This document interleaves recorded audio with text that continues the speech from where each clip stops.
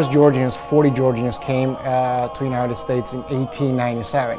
So those were the 40 horsemen who came to California. I'm not sure about which town was it, as an exchange program between Russian Empire and the United States of America. The Americans sent to Russian Empire some cowboys, as much as I know, and the Russians sent here 40 Georgian horsemen and some Cossacks in California. And the 7 Georgians actually stayed here, and the rest of them, as they fell in love with American women, they made, created families, and the rest of them, they went back to Georgia. This was like a first seed of Georgian immigration, but it was not really way. Long before the birth of Hollywood, its land, people, and spirit were already the stuff of legend.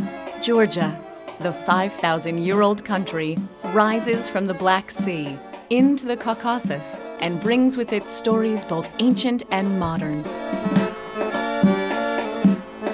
Home of the Golden Fleece, breadbasket of empires, its sons and daughters proudly contribute to life here in the U.S.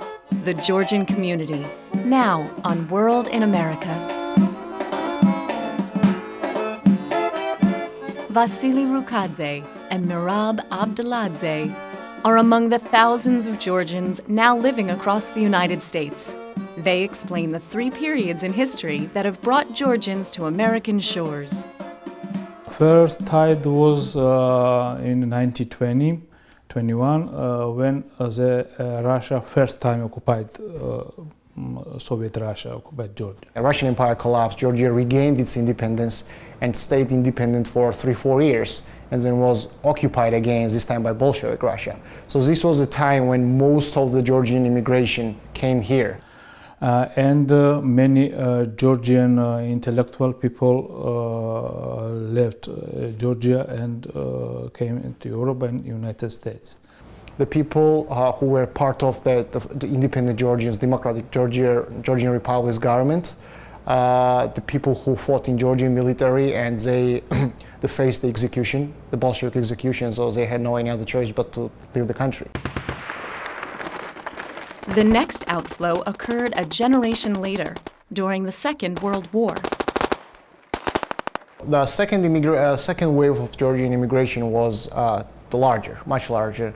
Again, there is no exact data about how many thousands came, but approximately we can talk about probably 3,000–4,000 Georgians.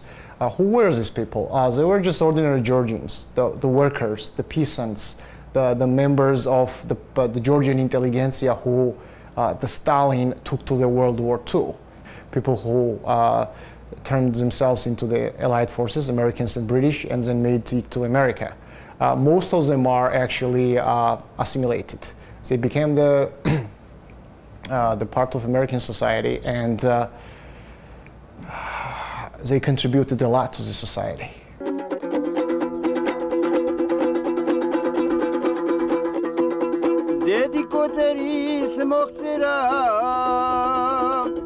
Every Georgian knows of the changuri. In skillful hands, its 4 strings carry notes of sorrow and joy.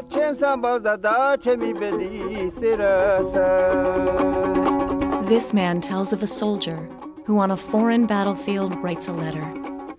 Go with peace, he seals the message. Home to my motherland. I can't say when I'll be coming home.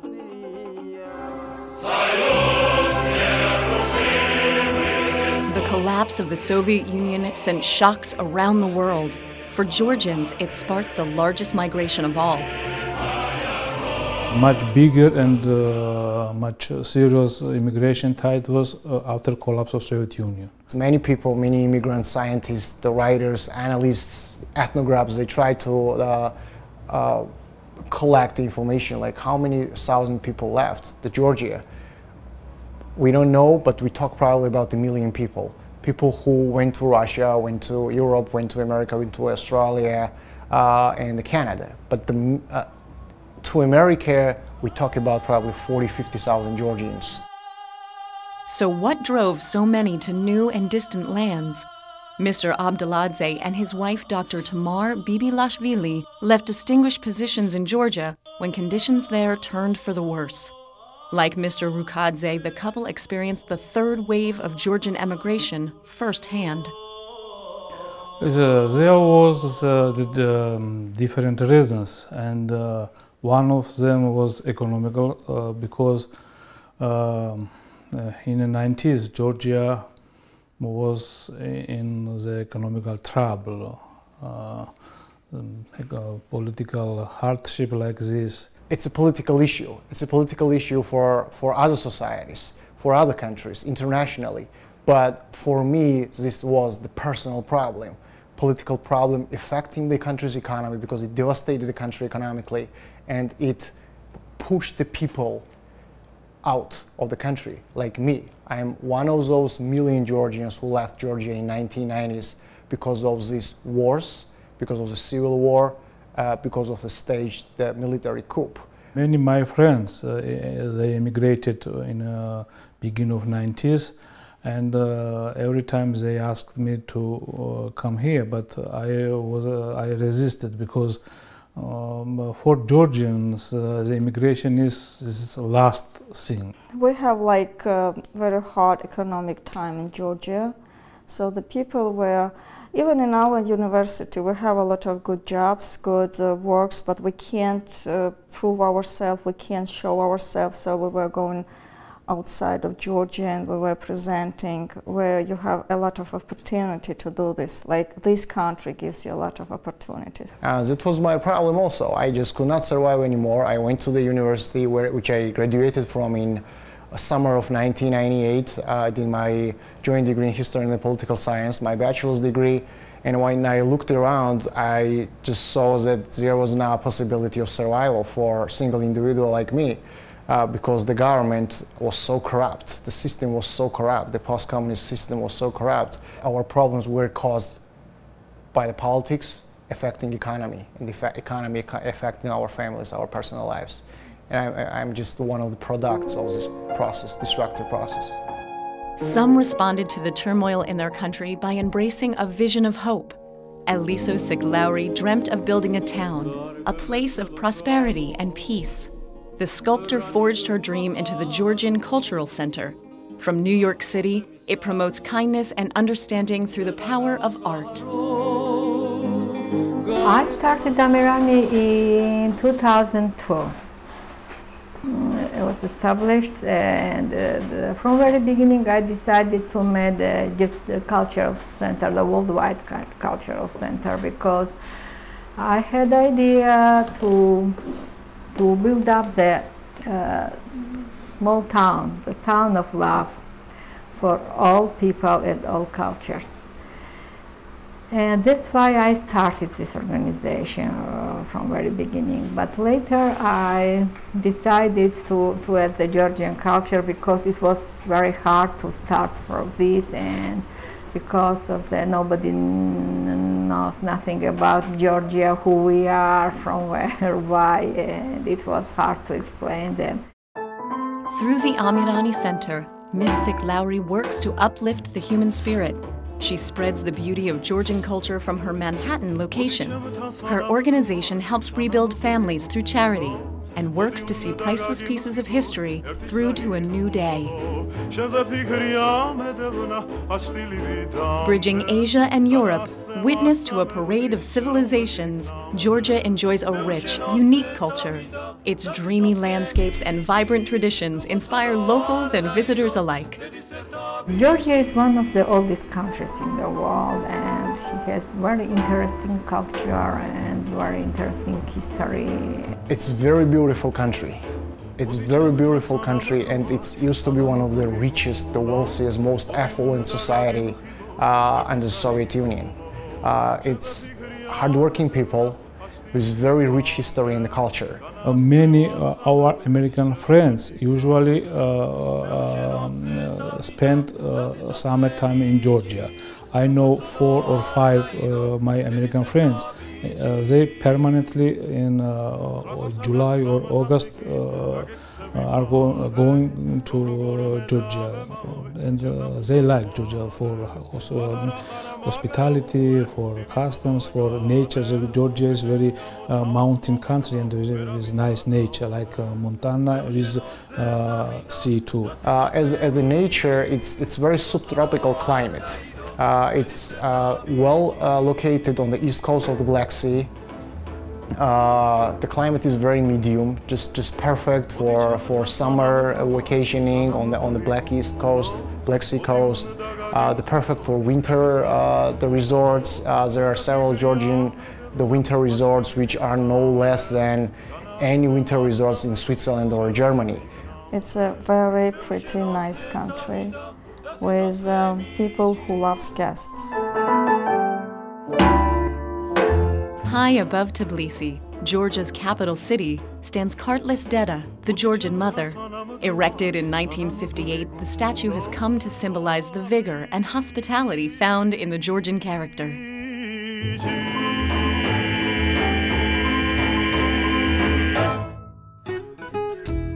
It's said that few things please Georgians more than having guests to dinner. Vasily Rukadze takes us to his favorite restaurant in all of Brooklyn. It's called Tomata. It's pretty popular Georgian restaurant with lots of variety of Georgian foods. They cook everything, absolutely whatever the Georgians they cook back at home. It's satsivi, khachapuri, the khveli, chadi, the pkhaleuli, all these Georgian varieties. Very delicious. I like this restaurant a lot. At a Georgian feast, the Tomata, or head of the table, reigns supreme. Part teacher, part orator, part MC, great memories begin and end with the Tomata's good cheer. It's a world-known cuisine, Georgian cuisine. Everybody who tasted it fell in love with it. The President Clinton, who tasted the Georgian food in Moscow when he visited Moscow back in the 90s. The George W. Bush, who visited Georgia in 2005. He loved Georgian food. The specials are the khachapuri, which is a cheese inside the dough. I don't want to compare it, but it's like a pizza, but it's very delicious. It's like not very thick layer of dough and with a cheese inside. Then there is a satsivi, which is the chicken or a turkey dipped into the sauce of walnut, the walnut sauce. So, welcome to Georgian cuisine. It's well-known cuisine. It's a big cuisine of the small country. Using only the freshest ingredients and made with painstaking care, Georgian cuisine expresses the very opposite of fast food. Many of its preparation take hours to make. Dr. Bibilashvili serves up some of her delightful homemade fare. Okay, this is vegetables. This is cabbage, which is with walnut sauce.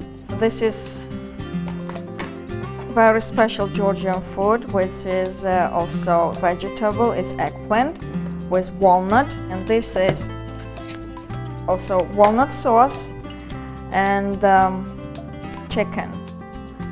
So it's called baje, it's called just badrijani, and it's called pkhali. I'll let you try them. The Georgian food is very special, and sometimes for people who likes McDonald's foods, this is very difficult to accept Georgian foods.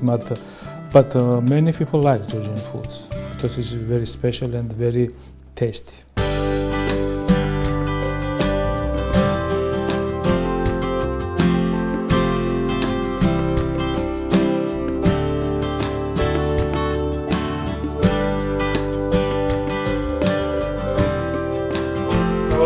Hello.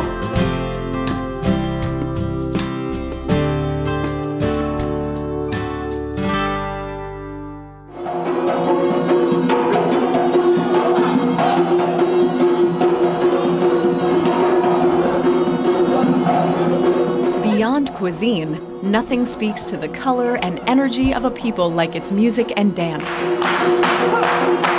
Georgian footwork and melodic mastery are world-renowned. Here, the Georgian National Dance Troupe delivers breathtaking athleticism and pure imagination. Georgians take their culture seriously. Children are raised to master at least one of the lively arts. A love of song and dance flows through the veins of both the young and old.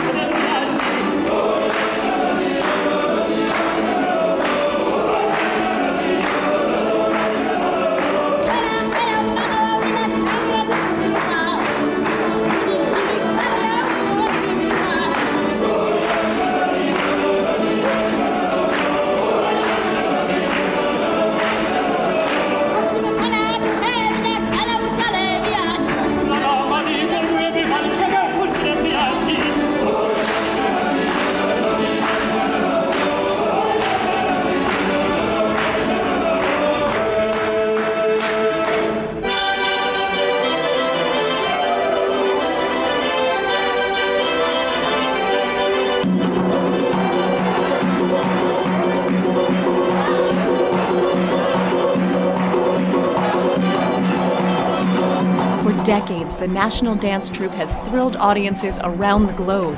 But this is no tourist show.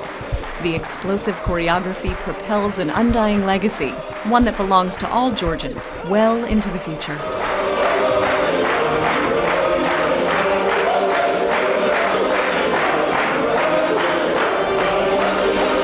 Music and dance, of course, can only reveal so much about a culture. There are the everyday things, the unspoken customs. How does a community thrive in its identity outside the land of its roots? What challenges do Georgian families face living in America? They talk in Georgian, they eat Georgian food, they sing Georgian song, and they keep language alive, and they keep Georgian personalities, I can say this. Usually, historically, the Georgian family has very tight ties between family members. But the young members, they try to be more free, like this, you know, we are living in the United States. And sometimes this is very difficult for older generation to accept this. And another challenge is many Georgian kids hesitate to study Georgian language, and mostly they are speaking in English, and this is challenging in the family too, because old generation don't speak in English so well, and younger generation don't speak in Georgian. There are similarities along with differences. Georgia, for instance, is no stranger to ethnic diversity. Nevertheless, Mr. Abdeladze says he feels drawn to the broad patch quilt of American society. Both societies, multicultural society, but this is a little different.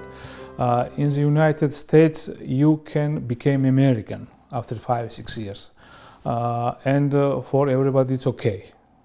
For Georgia, because of Georgia was very close society before under Russian occupation, to accept foreigners beside of Georgian citizens, this is very difficult. Different nationalities, and all of them are Americans, and it's great. When you see the picture with one color, this is nothing interesting there. And picture only with many colors is looks like nice. So same is for society too. And 300 years ago, the American people understood, and they accept multicultural. They came to this country in search of opportunity. They love America's openness and feel proud to call her home. Overcoming many obstacles to realize their dreams, they embrace both the USA and a heritage that extends beyond the seas.